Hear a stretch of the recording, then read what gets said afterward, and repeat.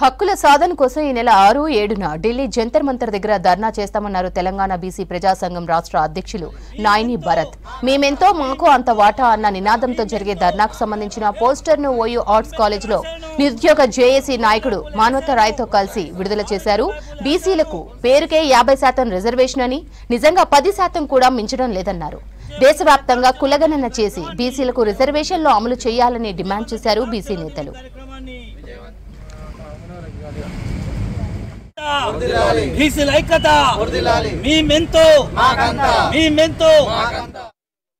August 6, 7 తారీఖుల్లో చెలో ఢిల్లీ కార్యక్రమం ఉన్నది. ఈ కార్యక్రమంలో ప్రతి విద్యార్థి, నిరుద్యోగి అందరూ కూడా పాల్గొని జయప్రదం చేయాల్సిందిగా నిరుద్యోగ జేఏసీ తరపున అందరినీ కోరటం జరుగుతుంది. అదేవిధంగా బీసీలకు అసలు అవకాశాలు ఇవ్వాలని కాంగ్రెస్ పార్టీ మొట్టమొదటగా ఆలోచన చేసింది. 1953 సంవత్సరంలో నెహ్రూ గారు కమిషన్ వేసి తొలి బీసీ కమిషన్ కాలేకర్ ఆధ్వర్యంలో కమిషన్ వేయడం జరిగింది. బీసీలకు సరే 27% రిజర్వేషన్లు అనేవి కూడా పివి నరసింహారావు గారి హయాంలోనే 94లో అమలు చేయటం జరిగింది. ఆ తర్వాత ఓబీసీలకు అత్యున్నతమైనటువంటి విద్యా సంస్థల్లో 27% రిజర్వేషన్లు మరి యూపీఏ ఒకటో గవర్నమెంట్లో అమలు చేయడం జరిగింది. అప్పటిదాకా ఉన్నతమైన ఐఐటి, ఐఐఎం లాంటి ఉన్నతమైనటువంటి విద్యా సంస్థల్లో బీసీలకు అసలు సీట్లే లేవు. కానీ కాంగ్రెస్ ప్రభుత్వం బీసీలకు కూడా ఉన్నతమైన చదువులు చదవాలని చెప్పి 27% రిజర్వేషన్లు పెట్టడం జరిగింది. కాబట్టి రేపు రాహుల్ గాంధీ గారు బలంగా వాదిస్తున్నారు, పార్లమెంట్లో గర్జిస్తున్నారు.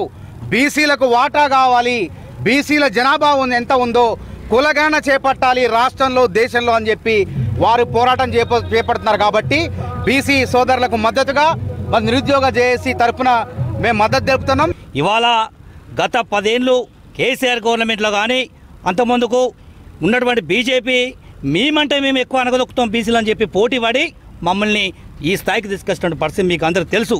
ఇవాళ అనేక సమస్యల మీద పోరాటం చేసినటువంటి బడుగు బలహీన వర్గాల నాయకులను రాజకీయంగా, ఆర్థికంగా అన్ని రకాలుగా అనగదొక్కి మమ్మల్ని ఎక్కడికి పనికి రాకుండా చేసినటువంటి అగ్రవర్ణాలకు చెంప చెల్లుమన్నట్టు మేము ధీటుగా సమాధానం చెప్తాం. ఇలా అదేవిధంగా రాహుల్ గాంధీ గారు పార్లమెంట్ వేదికగా మాట్లాడినటువంటి అంశం నిజంగా సంతోషం అనిపిస్తూ ఉన్నది. మరి రాహుల్ గాంధీ గారికి సంపన్న వర్గాలు మా తెలంగాణ బీసీ ప్రజా సంఘం తరఫున రాహుల్ గాంధీ గారికి కృతజ్ఞత తెలియజేస్తూ ఉన్నాం. ఇలా అదేవిధంగా బీసీలు ఇవాళ మేమెంతో మాకంతా ఓట్లు మాయి, సీట్లు మీవి, మమ్మల్ని ఏ కోణంలో కూడా అసలు చీమని చూసినట్టు కూడా చూసుకోకుండా అన్ని రంగాలలో ప్రభుత్వ, వైద్య, వివిధ రంగాలలో అనగదొక్కుతున్నారు. కాబట్టి మేమంతా కూడా అనేక మంది ఏకమై మా బీసీ డిమాండ్ల సాధన కోసమే ఢిల్లీ వేదిక కలందొక్కుతున్నాం.